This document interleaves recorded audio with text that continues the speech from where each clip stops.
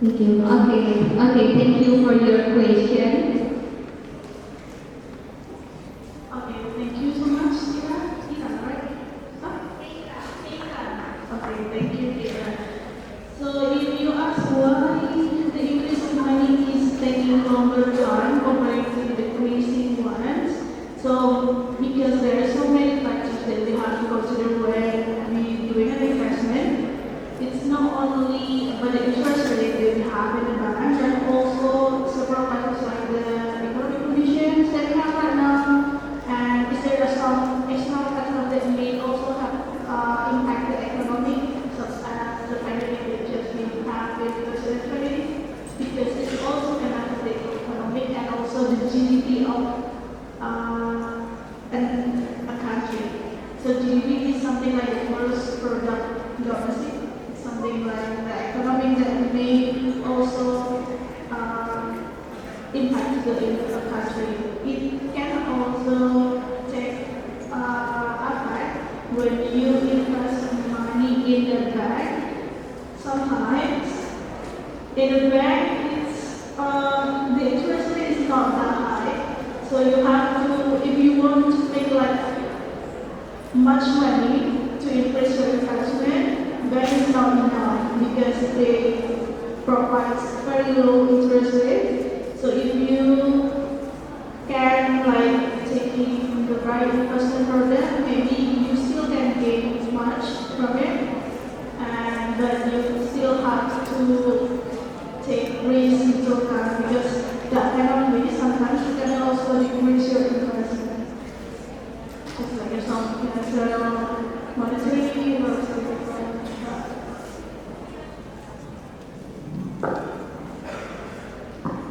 Okay, thank you, Ms. Galuh, for your answer. Alright, is there any question from the audience? Okay.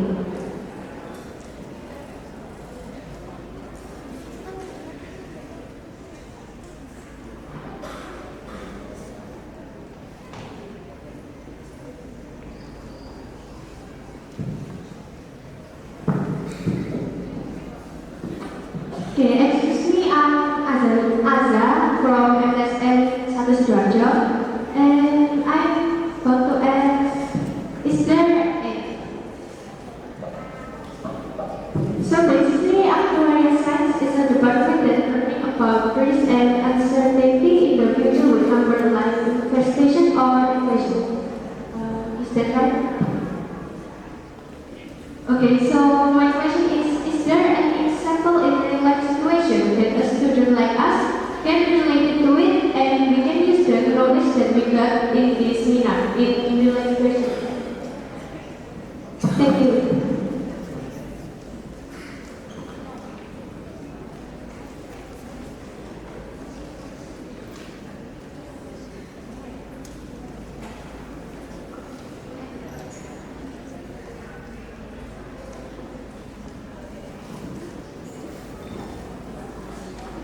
Okay, thank you so much for the questions. So basically, naturally is not only focusing on the results, so you can take it in real life, it full of ways, right? So for example, if you go to school everything will be happen. Just like if you have an accident, fall from the bikes, and everything, it can also be categorized as risk, right? Something like that. So the concept in here is what kind of management strategy that you can take to avoid that kind of risk. So for example, it can also the risk management strategy that you can take is also can be minimize the severity and minimize the likelihood. Minimize the likelihood means minimize the frequency when you get the accident. So what will happen when you go to school? Then you have to be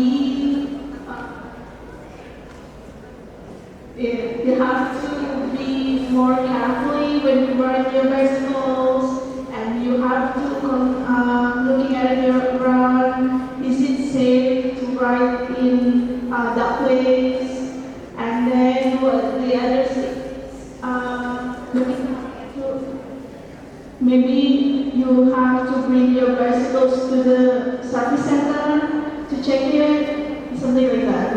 Because when you bring to your break cycle, for example, right now maybe you have to spend more money, but that much money is less than the money that you have to spend when you got an accident, and something like that. So you can take some simple case in your life, and you can also use it. What kind of strategy that you can take to minimize or to mitigate the possible impact of the risk that happen to you.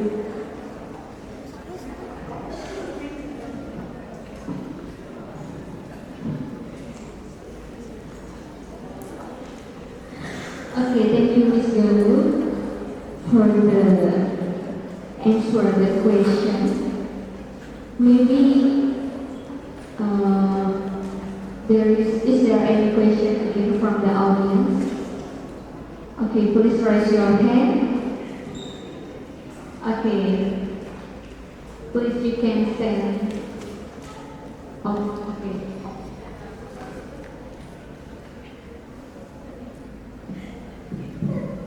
Okay, good afternoon. My name is M.Act.Sc, short name for Orlin. I'm from Galuh from Yogyakarta. I have some questions about investment. The first one is, how do you invest? And the second one is, what is the best way to do investment? Thank you.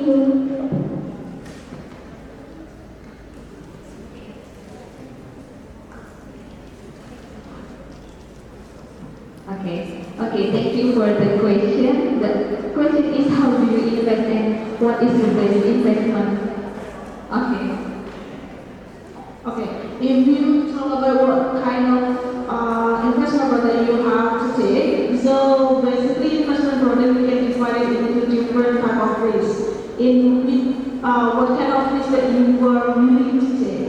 If you prefer to avoid risk, then it's better that you have insurance investment product that have very low risk, such as saving accounts, term deposits, and also maybe bonus not, right? But you can also just like put your money in your saving accounts in the bank. It can also bring you interest, but it's not as high as another investment that has higher risk. So if you are really taking another risk which is higher because you are hoping to get higher return, you can choose bonds. Bonds is obligasi. So obligasi is one of investment product. It can be two types of obligasi in Indonesia. The first one is the government obligation or the government bonds or obligasi pemerintah, which is released by government of Indonesia, and the second one is in the corporate bonds, which is released by the private companies. It usually has pretty low risk, but you still have to take time to get the investment.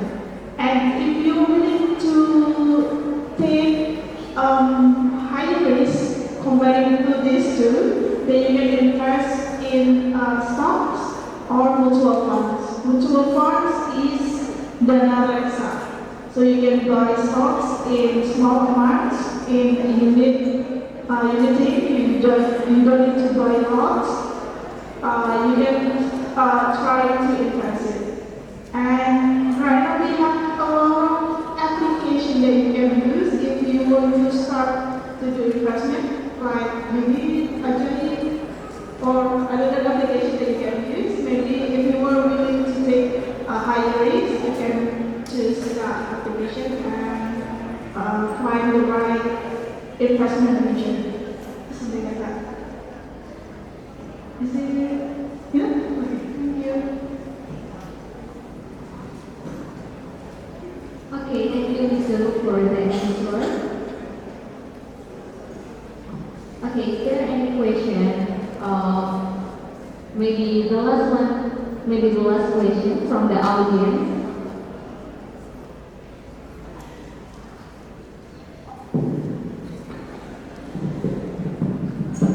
Okay, thank you.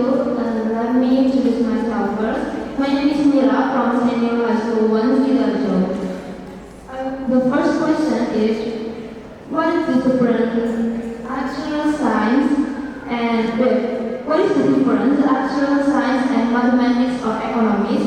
And the second is, why actuarial science doesn't include the study program mathematics and or economics? Thank you.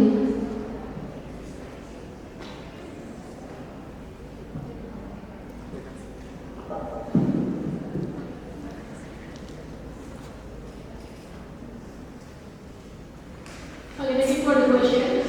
So basically, if you want to study actuarial science in another country, so sometimes it's still included in Department of Mathematics.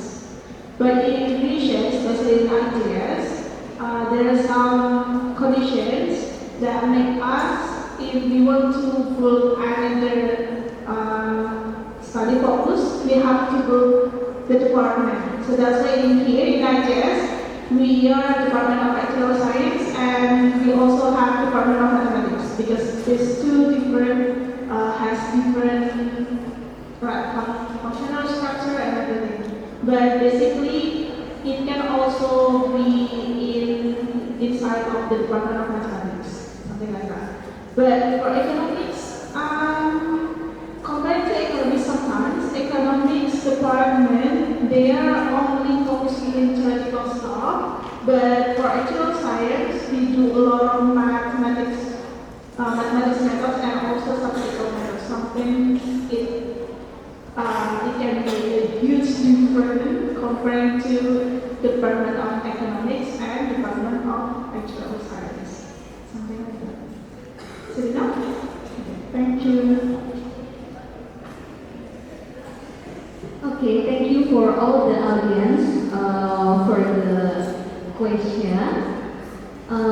Maybe the last one question from me, Miss Galuh.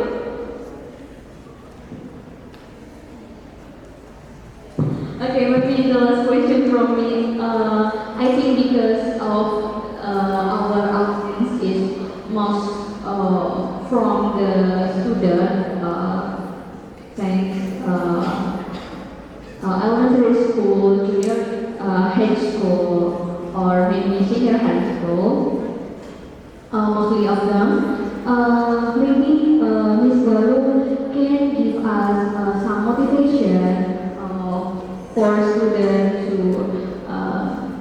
to pursue their education, or maybe can share to our about the tips. How to learn more about actuarial science or get involved in this field. Thank you so much, Bapak.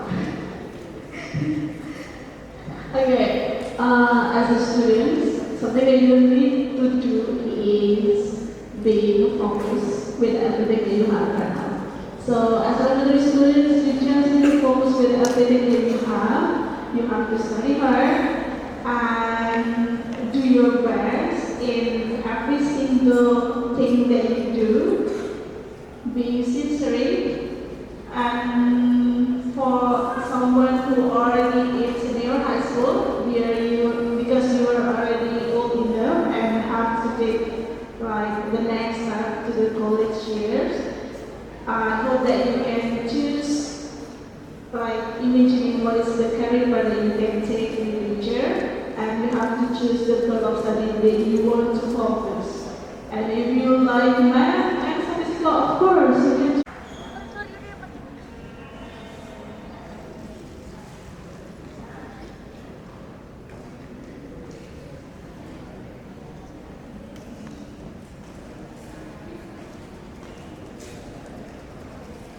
Assalamualaikum warahmatullahi wabarakatuh.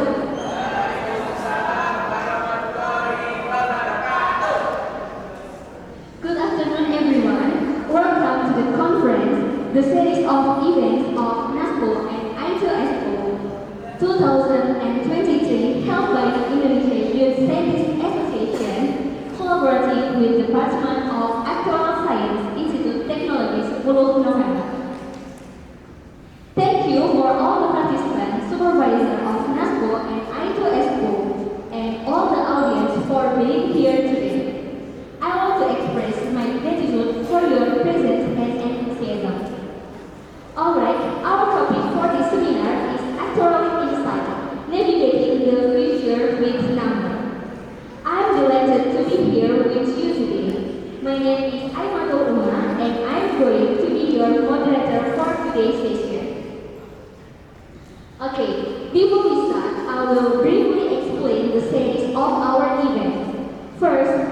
will give a brief introduction of our speaker. After that, we have an exciting agenda ahead filled with insightful presentation and discussion.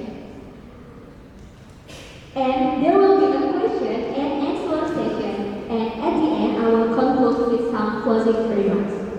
Alright, now let me introduce our speaker for today's seminar, who is already with us. Our speaker is Miss Galuh Siswono Oktavia. Welcome, Miss Galuh. Okay, thank you, Bu Papa. Okay, thank you, Miss Galuh, for joining with us.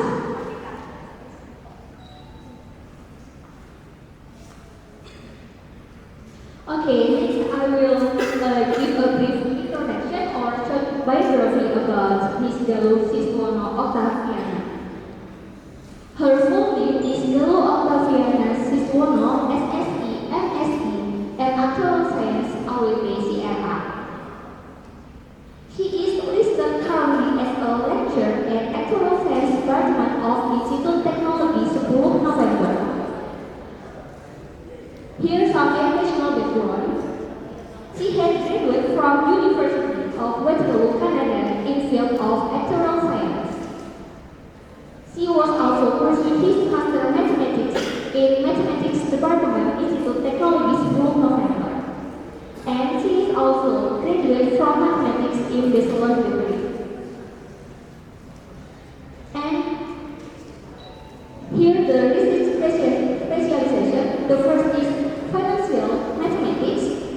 The second is Risk Management, Life Insurance, Sharia Finance, and Mathematics Model.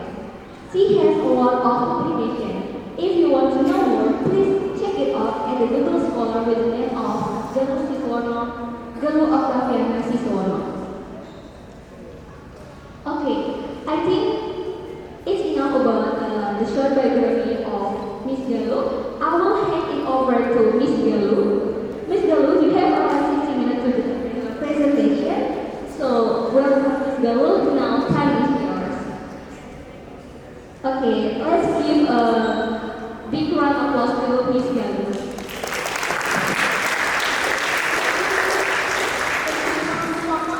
I think it's better for me to start, so I will be close to you and you can enjoy the presentation. Okay, as you can see in the screen, or if you don't see the screen, you can see on the background of this module. So today's presentation we will talk about actuarial insight, especially navigating the future with numbers.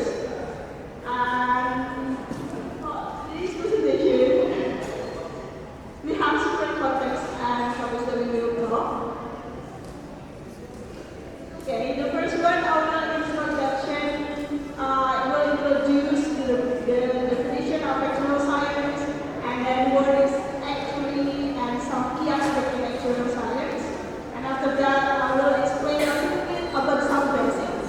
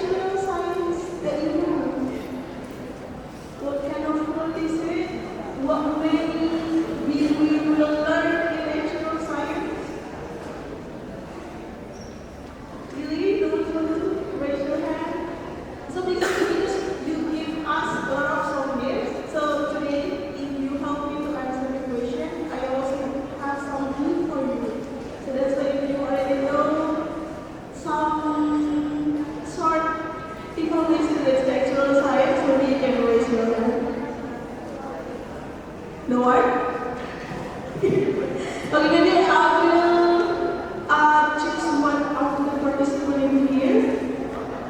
How are you? Mas? Maybe you can take the microphone. How do you take the microphone?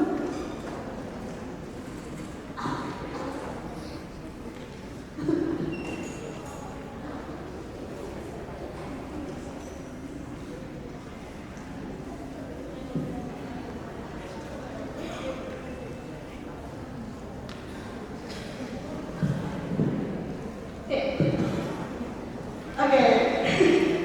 What is your name? My name is Christian Christian. Okay. Christian? Can you repeat what is name?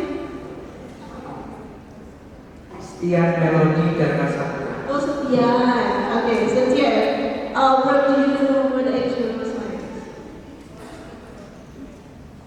Or what do you think that we will learn if you join actuarial science? Data, Data, and then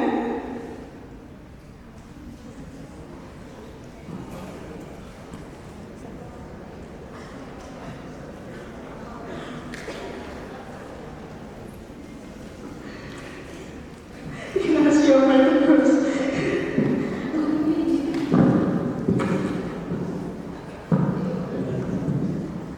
based on Wikipedia org, actuarial science is the disciplines that applies mathematical and statistical method to assess risk in insurance, pension, finance, investment, and other industries and professions. Thank you so much.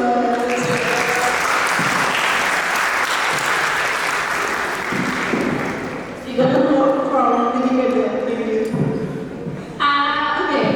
Maybe you already mentioned before. So basically, analytical and statistical methods being our fundamental that we learn in actuarial science.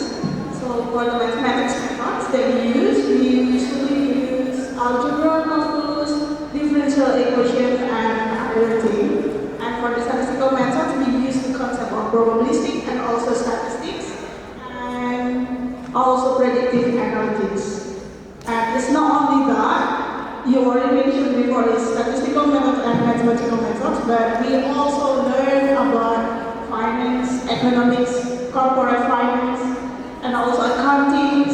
And because you already mentioned before, we manage risk, so that's why we also learn about risk analysis and modeling. And the next one, we have to be able to do computer programming, and of course, we have to be able to communicate with other people, how to show our work, especially to non-professional person. Okay, next. Yeah, it's already mentioned before. Yeah, actuarial science is a discipline that use mathematical and statistical methods to assess and manage risk. So, what is an actuary? So, basically, actuarial science is the field of study, and actuary is the person who uses actuarial science as fundamental thinking when they are working.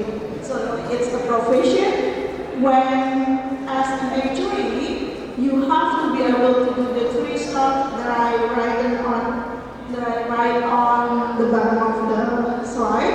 So they could identify. So actuaries are able to evaluate the likelihood of future events because we always work with everything that happened in the future. We have to identify the possible loss, the possible risks that may happen in the future, and we have to quantify to design criteria to reduce the likelihood of undesirable events. And the last one, after knowing what is the risk, what is the potential of the risk, the possible impact to our business, we have to find the right mitigate solution to decrease the risk that may happen in the future. Okay? This is the key aspects if you are taking actuarial science. So the first one is risk assessment. So basically, basically, actual science cannot be separated from risk analysis, risk mitigation strategy, and risk assessment. So of course, in risk assessment in here, we are hoping that we can evaluate the likelihood and impact of future from a certain events such as death, accidents, or natural disasters. Okay? Next, we also work with insurance pricing. So if you already know about insurance product, how many of you already know about insurance product? No one knows insurance product? Really? Maybe the teacher? Do you know what is insurance product? Do you know?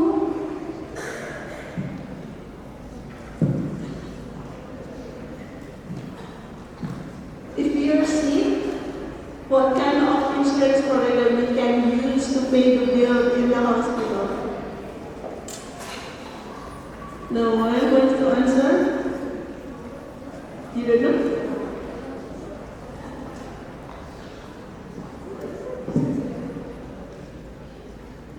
Medicine. Medicine? No, if you go to the hospital and you don't have enough money, usually you have insurance. What kind of insurance that you can use to pay the bill? Health insurance. Very good. Okay, health insurance.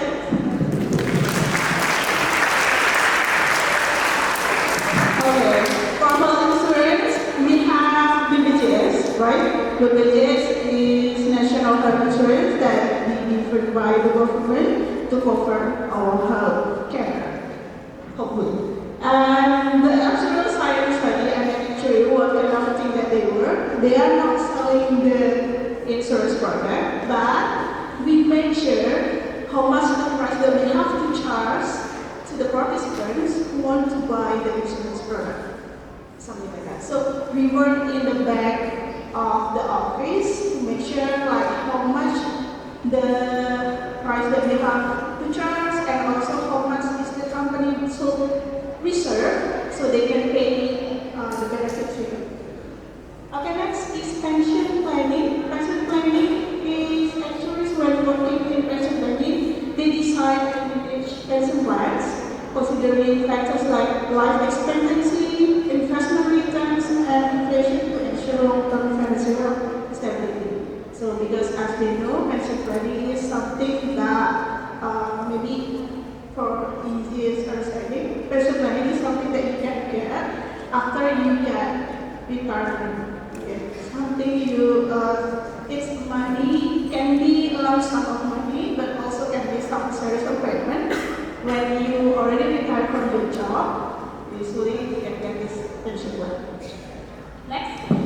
Next is financial planning. Financial planning.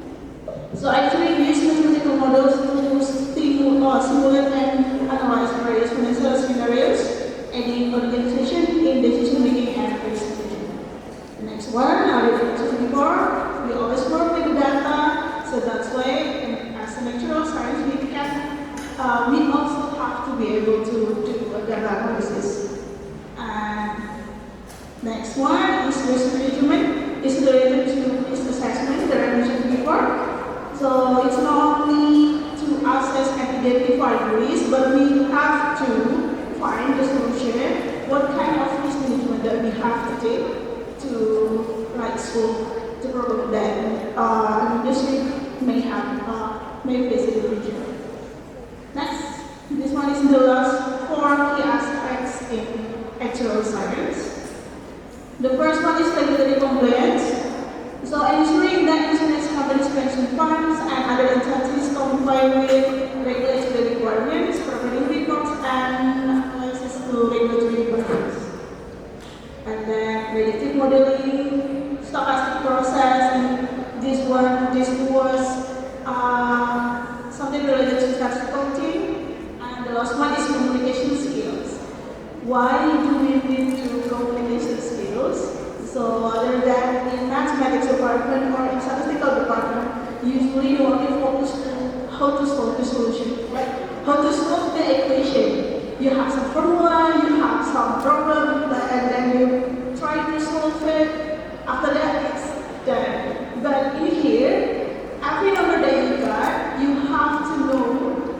meaning of it. And then for everything like the notation and everything, you have to be able to explain it, even for non-professionals. Because you still have to talk to your manager, talk to other people who may not understand what is the actuarial science means, and also some notation and equation and some formula that you use for calculation. Okay.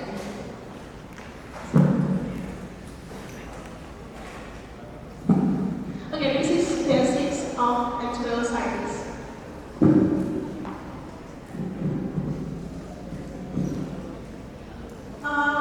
The first one, I will talk about just some key aspects that I mentioned before. We already know about risk assessment and risk management. So actuaries analyze data to evaluate the possible risks and the likelihood of impact of future uncertain events such as death, accidents, or natural disasters. Right? And also they have to figure out what kind of solution that they have to take to mitigate the risk. So that's why it's also cannot only be used as an actuary, but as a normal person, we also have to know what is risk and then what kind of risk management that we can take, because sometimes in our life we always face so many risks, right? But first, I want to ask again, what is risk? It's very simple. Risk in English we call it as risiko. So what is risk? Anyone wants to answer? Betul bahasa Indonesia juga nggak apa-apa sih. Boleh. Kalau takut ngomong bahasa Inggris pakai bahasa Indonesia juga nggak apa-apa jawabnya. Risk atau risiko? What is risk?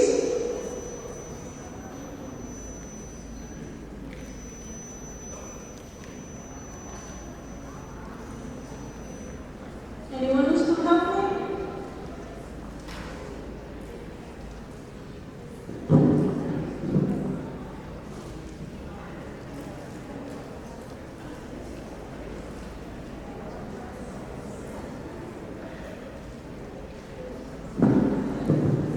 Okay, very slowly.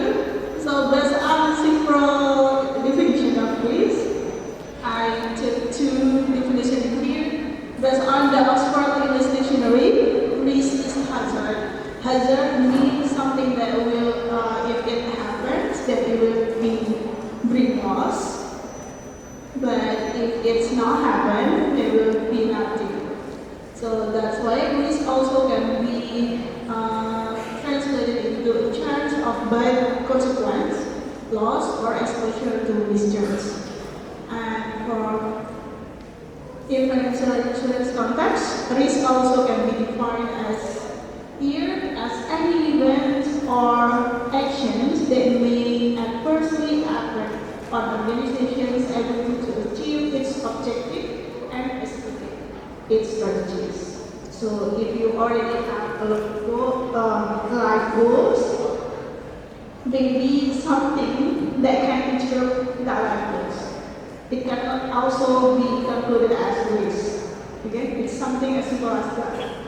So in general, the impact of risk can be divided into two. Can be threat, can also be opportunities. Opportunities is when in investment we believe that something or investment product can bring high return to us, but it also brings high risk. So that's why if we are willing to take higher risk, then hopefully we want to get higher return. And this one is risk classification. We have pure risk, speculative risk, and fundamental risk. So between these three risks, we can transfer it to insurance company, and it can be insurable risk. It's only pure risk and fundamental risk. But for speculative risk, Speculative risk is an event that if it occurs can cause losses and cannot be transferred. It can only be accepted by the investor. So for example, like this one, when we want to buy a product in the capital market, just like buying stocks or buying Bitcoin, it can't be transferred to insurance company. If we get lost, then the loss will only happen to something like that. Okay? And for uncertainty, because risk and uncertainty is something that always related to our work.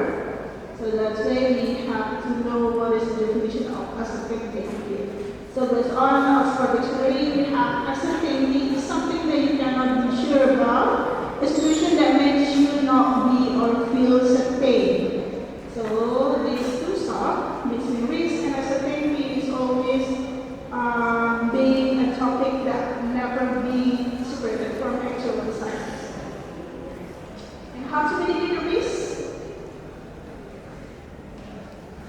So basically, the risk management standard you can read it here. There are already three kinds of standards in the world. The first one is Australia standards or New Zealand standard. It's very common to be used by countries in Australia. The next one is also IRM. It's basically being used by company in America. And the last one for ISO 31000, which is released in 2018. It's usually being used by countries like Indonesia or many countries in the world. Okay? To just showing some process, which is one of them that we have to put a concern is the risk treatment.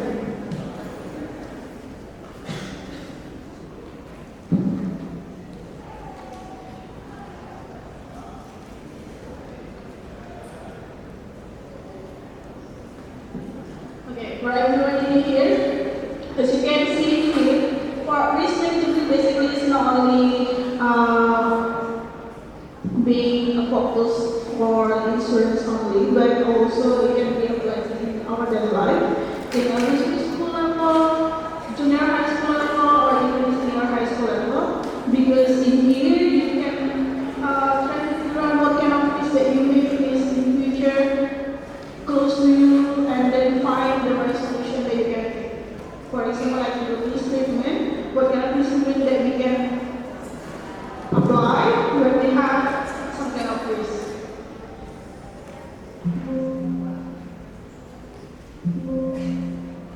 Okay, so for risk treatment, we have 7 types of risk treatment here.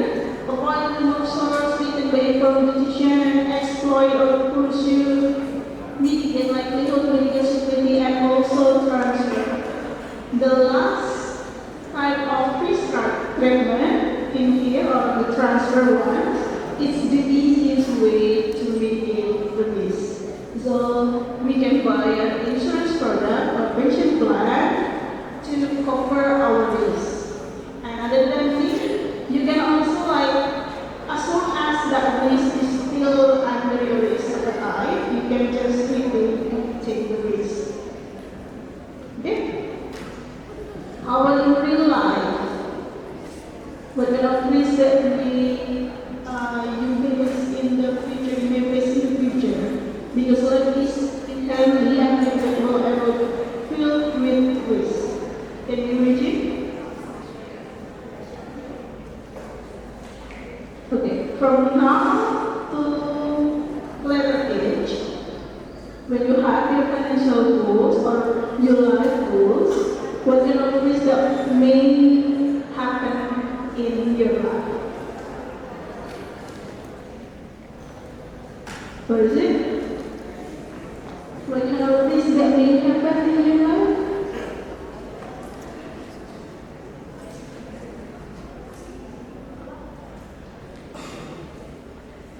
What is it? The first thing I already mentioned before is related to our health. Right? It's very easy to get sick.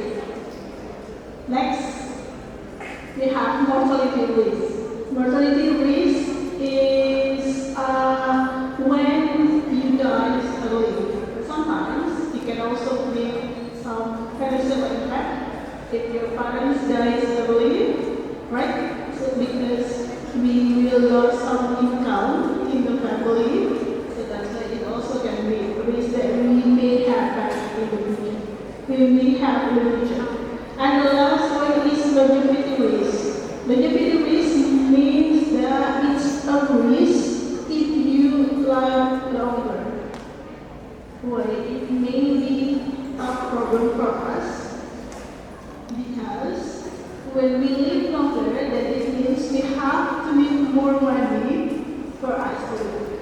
Okay? So that's why the three of these risks always related to financial risk that we have. Okay, next, and the solution.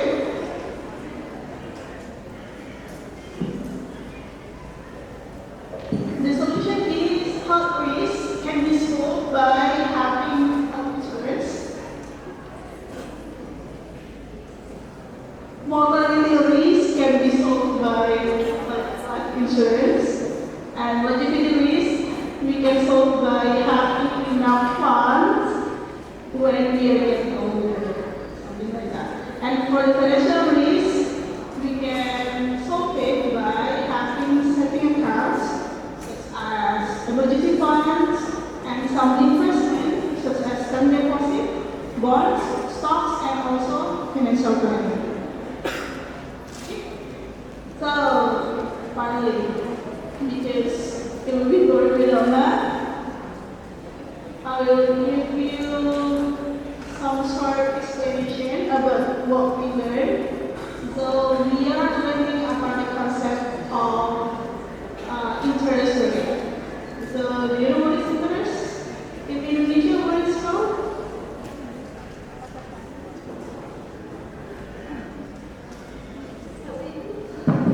So Indonesia interest apa? Interest tertarik. Kira-kira benar nggak? Kalau interest, benar. Interest itu adalah tertarik. Dan in financial condition, we have something other than the meaning of interest is tertarik. What is it? Mama?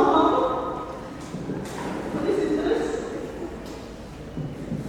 Oke, terima kasih Bu Galuh. Jadi kalau interaksi di bidang keuangan itu ahlinya adalah bunga. So we call it as bunga. But it's not flower, it's not rose, but it's bunga that you get from the plant. Okay. So you can imagine like something that you can get when you lending money to other person. Usually they pay it's not only the capital but also the